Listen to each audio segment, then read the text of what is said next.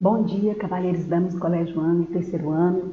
Hoje nós vamos fazer apenas uma breve revisão, do esquema básico, da estrutura básica que nós temos que fazer para a redação do Enem. Então a gente precisa relembrar, nós estamos aí já na reta final do nosso ano letivo, as portas da nossa prova do Enem, então nunca é demais falar do esquema básico. É uma prova que tem características muito específicas, muito próprias, diferente de outros exames, de outros concursos, Então o Enem tem um esquema básico e não precisa inventar. Eu falo que tirar uma boa nota na redação do Enem é um caminho tranquilo, é um caminho sossegado, desde que você siga os elementos básicos que o exame requer. Então a gente precisa muito, é muito interessante a gente observar isso, que cada exame, cada concurso, cada vestibular exige o conhecimento da sua banca específica. Então, o segredo da redação do Enem não é nada mirabolante, é você conhecer a estrutura básica, respeitar essa estrutura básica, ler o edital, ler as recomendações que são apresentadas ali no manual do candidato. Isso é fundamental.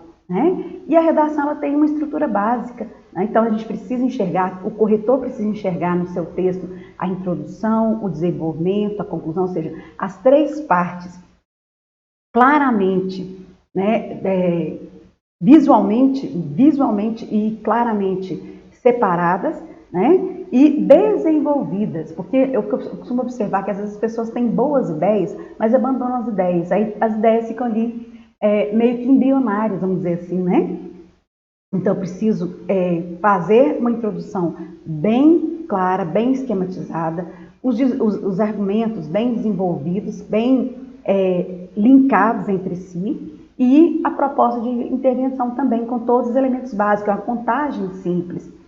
Então, é importante seguir esse esquema básico. Lembrando que nós temos aí, para nós praticando, agora nós já estamos na apostila 4, Nós já estamos na apostila 4, páginas 18 e 19, do nosso material do Bernoulli, somente o número 6. Quando nós falamos da introdução, o que é essencial na introdução?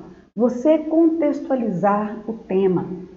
Então, é essencial que você busque um repertório ligado ao tema. Então, se o meu tema é sobre racismo, se o meu tema é sobre o cinema, ou sobre a questão do meio ambiente, independente de qual seja o tema, você precisa introduzir esse tema buscando um repertório ligado a ele, ou buscando raízes históricas que expliquem esse tema, e depois apresentar uma tese. O que é a tese? É a afirmação. Então, eu vou falar do cinema, então eu vou falar do contexto, fazer um repertório ligado a esse cinema, fazer alusão histórica desse cinema e depois apresentar o meu ponto de vista, ou seja, eu preciso democratizar? Então, qual que é o problema que foi apresentado? Então, eu preciso democratizar o cinema precisa ser mais acessível a todos, Por quê? Porque ele é uma forma de lazer, ele é uma forma de cultura, e aí apresentar a tese nada mais é do que a sua visão sobre esse tema que foi apresentado, E lembrando sempre a leitura dos textos de apoio, a leitura do texto de apoio ela é essencial, é a partir do texto de apoio que eu tiro o norte que se pretende dar, ou seja, é a partir da leitura do texto de apoio que eu consigo enxergar de verdade o viés a ser tratado no tema. Então, muita atenção a isso. Depois nós temos o desenvolvimento, que nada mais é do que a apresentação dos seus argumentos. Mas eu não posso apenas citar os argumentos, eu preciso citar os argumentos e explicar a relação que cada um desses argumentos, sejam 2 ou 3, hoje em dia a gente geralmente já virou quase que base usar só 2, Então, um texto com 4 parágrafos. Então, explicar a relação desses argumentos com a tese e de preferência buscar exemplificar, Ao tom exemplifique, Então, explique a relação que aquele argumento tem com a sua tese, por que ele serve para fundamentar a sua tese, exemplifique, mostre argumento de autoridade, mostre que o seu texto tem várias vozes textuais, não só um mero achismo, né? E na conclusão, né, diferente de outros exames, a conclusão ela pede para nós uma proposta, né, de intervenção, e essa proposta de intervenção ela tem que vir acompanhada, ou seja, qual é a ação, ou seja, o que é que eu tenho que fazer, quem vai fazer, qual que é o meio de execução, qual que é o efeito que eu espero com essa ação, né? E um detalhamento desses elementos, aí geralmente eu até sugiro, tem dificuldade de detalhar? Vai lá e detalha o agente, detalha o elemento mais fácil que tem de detalhar. Ele vai ser contado, né? Então, a contagem simples, eu tenho os 5 elementos da proposta de intervenção que está lá linkada com o tema, tá? Então, beleza. Não tem, é uma contagem simples. Ninguém vai falar, mas não existe uma hierarquia de que o detalhamento mais interessante é o do efeito, ou o detalhamento mais importante é o do meio, ou o detalhamento mais importante da ação. Qualquer elemento que for detalhado vai ser contado, né? Então, isso é importante. Aí vamos pensar um pouquinho mais aqui, né, na introdução. Então, quando a gente fala de contextualização, por exemplo, qual que é o assunto? O assunto é o cinema, por exemplo. Né? Então, esse é o meu assunto geral. Então, quando eu apresento o assunto, né, eu vou falar de cinema, cultura, de maneira geral. Então, posso começar meu texto falando, né, que a cultura é algo essencial para o ser humano, que o cinema, como meio de cultura, é essencial para o ser humano. Mas qual que é o tema? O tema é a democratização do acesso ao cinema no Brasil. Ou seja, ele dá um recorte nesse assunto, né? Ele faz uma delimitação do assunto. O tema é mais específico, o tema é mais direto. Qual que é o problema que eu tenho? Qual que é o problema que se apresenta quando pede para debater, como foi no caso, né, o tema de 2019? Qual que é o problema que eu tenho? Que em termos de cultura e de cinema, nem todos têm acesso ao cinema no Brasil. Então, esse é o problema a ser discutido, este é o problema a ser debatido. Então, os temas do Enem geralmente trazem um problema a ser debatido. Qual que é a tese, ou seja, qual que é o meu posicionamento? Então, eu tenho um assunto, cinema, cultura, o tema, o acesso à democratização do cinema no Brasil. Qual que é o problema? Nem todo mundo tem acesso a esse cinema, nem todo mundo tem acesso a esse tipo de lazer, a esse tipo de cultura. E qual que é a tese? Como que eu me posiciono em relação a essa falta de acesso? Que é preciso democratizar, é preciso que todos tenham acesso. Mas como fazer isso? Quais são os mecanismos para fazer isso? Por que eu preciso fazer isso? Perceberam aí o que é a contextualização? Então, eu apresento o assunto, levanto o tema de uma maneira a problematizar esse tema, apresento um posicionamento, sobre esse tema e por que eu estou me posicionando. É um levantamento de por que eu me posiciono dessa forma, lógico, em terceira pessoa, pessoal? E aí eu já tenho a minha introdução, e não só a minha introdução, mas o meu projeto de texto.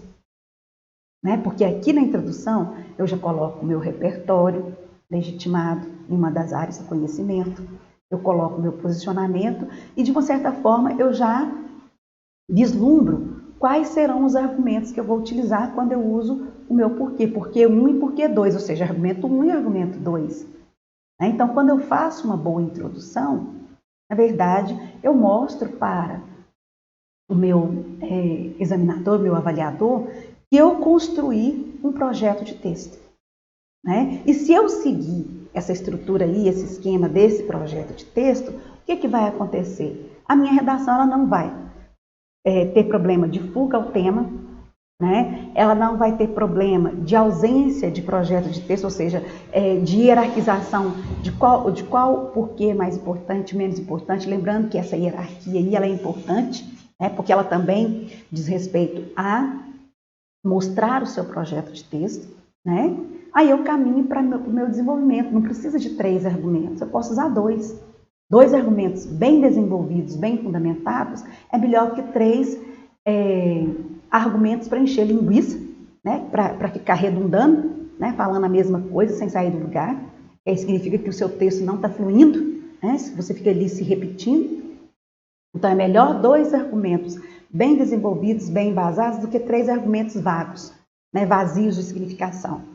E aí eu vou fazer o quê nesses argumentos? O meu argumento 1, sempre buscar hierarquia, colocar o argumento 1, o que eu acho mais relevante, e depois acrescentar, ou seja, além disso, o argumento 2 é o além disso, ou o por outro lado, que seria a relação de tese contra tese, se seu tema assim permite, né? Então eu vou usar um aspecto positivo, depois o aspecto negativo, ou os prós e os contras, né? Então por isso que a gente ainda linka um com o outro, além disso, por outro lado, lembrando sempre de iniciar, né, o argumento 2 aí com um elemento coesivo que mostre claramente que há uma ligação entre esses argumentos, que um ajuda a esclarecer o outro, um ajuda a completar a ideia do outro.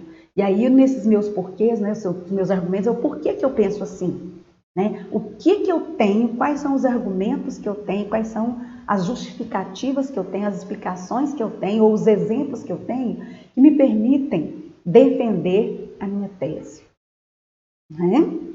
E aí, muito cuidado para que não seja, né, a gente não levar estes argumentos para o lado passional, para o lado emocional, né, e acabar até correndo o risco, né, de ofender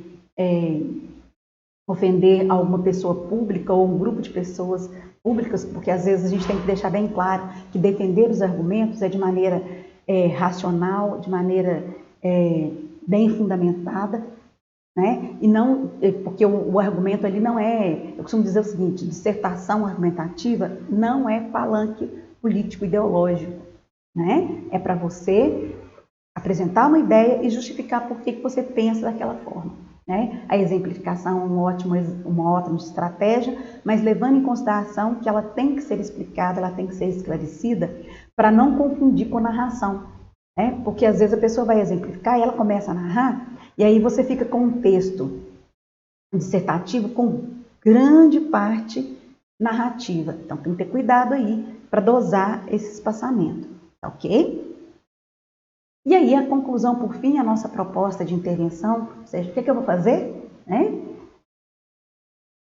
Já contextualizei, já apresentei os meus argumentos, já justifiquei, mas tá, você problematizou, colocou seu ponto de vista, justificou seu ponto de vista, mas o que fazer? Né? Aí entra uma parte que vale 200 pontos, né, na redação, que é a competência 5, e que é muito simples de ser feito, ou seja, se eu tiver todos esses 5 elementos aí, não tem como você perder. Então, seja o agente, quem vai fazer?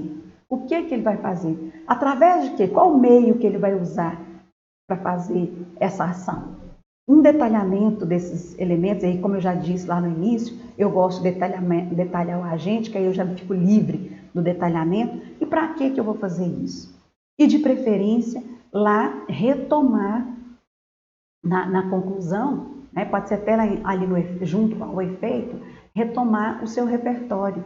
Para quê? Para fazer uma costura bem feita no seu texto, mostrando que introdução, desenvolvimento e conclusão estão amarrados, né? Que você teve um projeto de texto e que o seu projeto de texto é coerente, ou seja, você não se contradiz, e ele é coeso, ou seja, do início ao fim você está debatendo e falando sobre a mesma coisa. Pessoal, espero que essas dicas aí ajudem a vocês, né? Um grande sucesso a todos no Enem e no dia a dia de vocês. Um grande beijo, até a próxima.